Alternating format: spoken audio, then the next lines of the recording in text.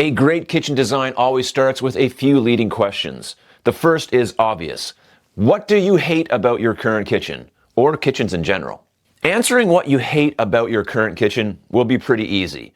The things that you hate are the main reason that you're looking to do a renovation in the first place. Avoiding these issues in your new kitchen will be at the top of mind. For example, you may have a very dysfunctional and dilapidated Lazy Susan cabinet, and you just hate that thing. You are my people. When working out the details of your new design, the corner areas of your kitchen will be something to find better solutions for, obviously. It's really important to make a detailed list of the things you hate about your current kitchen, or even the things that annoy you slightly, that you've learned to live with. This list will really help you or your designer with coming up with solutions for these needs, and to also ensure that you're not designing a new kitchen with functions that don't work for you. In the depths of the excitement of planning out a new kitchen, some of these items can get missed. This list will safeguard against that. The second question is rarely thought about. However, making a list of the parts of your kitchen that you really love, or even like but could be improved, is vital. It might seem obvious that you would include the things you love about your old kitchen in your new kitchen, but again, in the excitement of planning out the new kitchen with all the new options, something that was perfectly functional might get lost to a new idea that really isn't right for you. For example, OTR microwaves might be as ugly as sin, but you may absolutely love the way it saves you space, and because you're taller, the installed height is perfect for you. Just because you can change it doesn't mean you should. By making this list, you'll be sure to retain the functional parts of your kitchen that are really working for you. The goal is more of what works and less of what doesn't. And this will help you craft out a layout and design that is truly made for you, the homeowner. Now, the third question is the fun one. Yes, there's a third question. What are the items that I don't have but I really want to have in my new kitchen? This is all the stuff that you've seen on Pinterest, TikTok, and Instagram, maybe YouTube. Maybe it's a fancy looking Le Mans pullout, or a countertop material, or a color that you would just love to have. The wish list might be the things that are way outside your budget, or even just silly kitchen hacks that have gone viral. But what's the point of making a list with an $800 pull-down unit that I can't afford? What this does is it tells the designer that you're trying to maximize the hard-to-reach areas of your kitchen, signaling to them to look for more budget-friendly solutions or design options to meet this need. So you end up with a kitchen that meets your expectations and needs. These lists do not need to be extensive either. There could be 2 items from each question, though you'll likely have a bunch more. It could be as easy as hate list, Lazy Susan, and no drawers. Love list, spice drawer, and an OTR. Wish list, a mixer lift, and quartzite. You may employ the expertise of a professional designer, and if you go to a kitchen showroom with a detailed list like this, you'll cut weeks off the design phase. Clients who know what they want and don't want will have a better chance of getting a functional kitchen than those who are leaving it up to the designer. This happens a lot.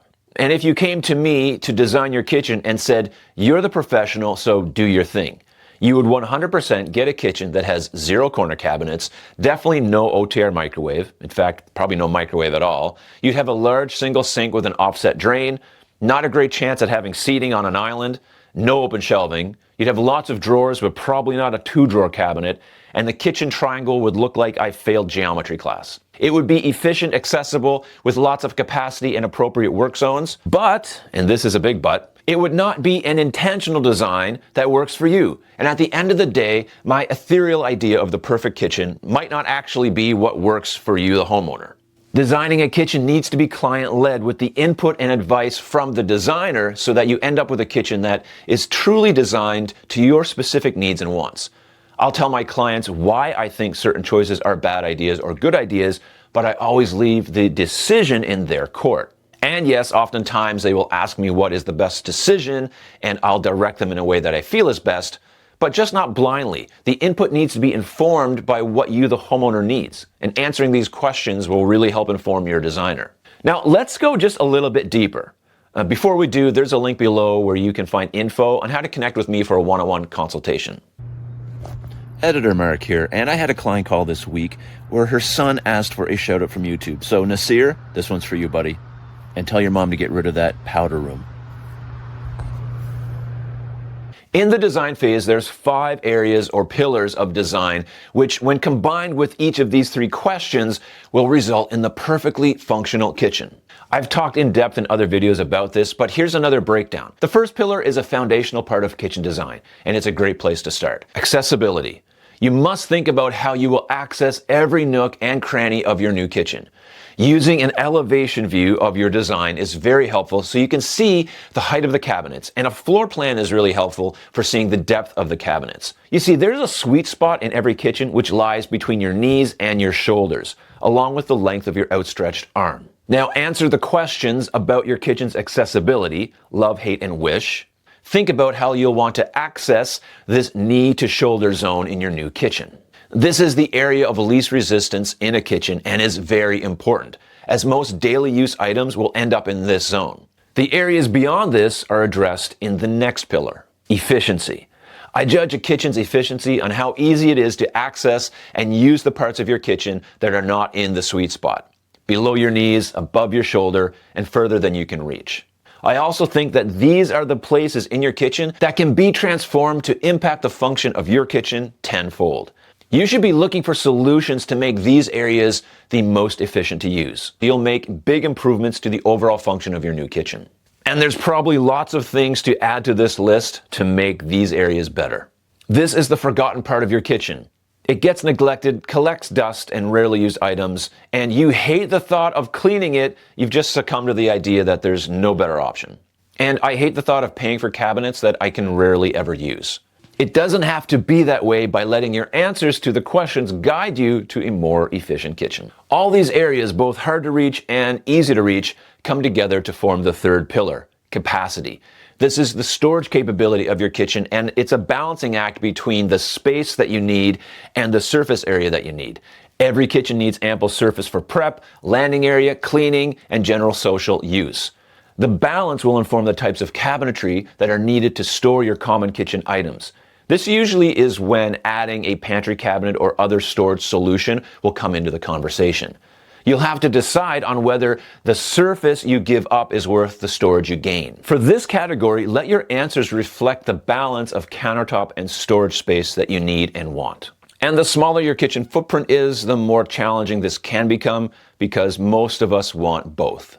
However, no matter the size of your kitchen's capacity, the next pillar will really shape and fine-tune your kitchen's usability. Not too many people like this one, but we all need it.